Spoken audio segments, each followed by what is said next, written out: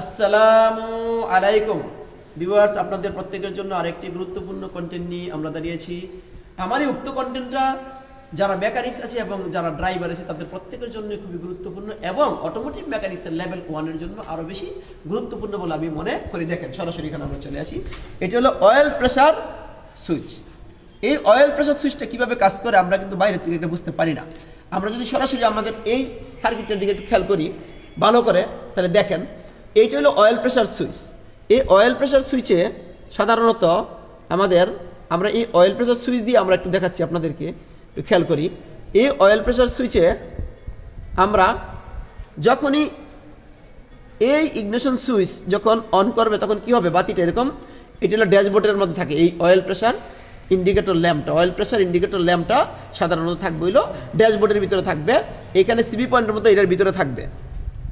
দেখেন এখানে যখনই এভাবে বিদ্যুৎটা এখানে আসবে, আসার সাথে সাথে কী হবে, এই ল্যাম্পটা জ্বলে উঠবে। অর্থাৎ যখনই ইঞ্জিন স্টার্ট হবে, স্টার্টের সাথে সাথে যখন এই ভিতরের দিকে কোনো প্রেশার দিলে তখন এইটার মাধ্যমে সিবি পয়েন্টটা উপরের দিকে ধাক্কা দিয়ে খুলে দিবে। যখন খুলে দিবে তখন এই ল্যাম্প নিভে যাবে। তখন বুঝতে হবে এখন আমরা গাড়ি চালাইতে পারবো। আর যখন ইঞ্জিন স্টার্ট হবে তখন যখন এটা নিভবে না, তখন বুঝতে হবে কোনো কারণে অয়েল নাই অথবা অয়েলের প্রেশার কমে গেছে।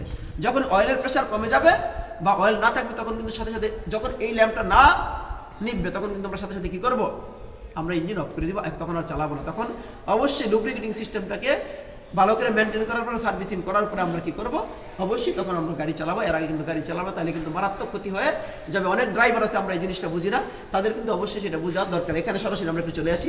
দেখেন এখানে জাস্ট বিষয়টা হচ্ছে, এখানে যাওয়ার পরে অয়েলটা এখানে যাওয়ার পরে এখানে যখন প্রেশার দিবে, যখন এখানে আসবে তখন বুঝতে হবে যে এটার ভিতরে প্রেশার হচ্ছে।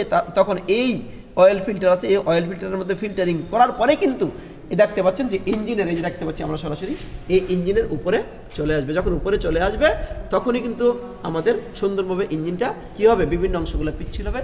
পিচ্ছিল হইলেই তখন আমরা গাড়িটা চালাবো, তা নাহলে কিন্তু গাড়ি আমরা চালাবো না। মোটামুটি এইটুকু যদি আমরা বুঝতে পারি তাহলে পরে ইঞ্জিনের জন্য অনেক বড় উপকার হবে বলে আমি মনে করি। ধন্যবাদ সবাইকে।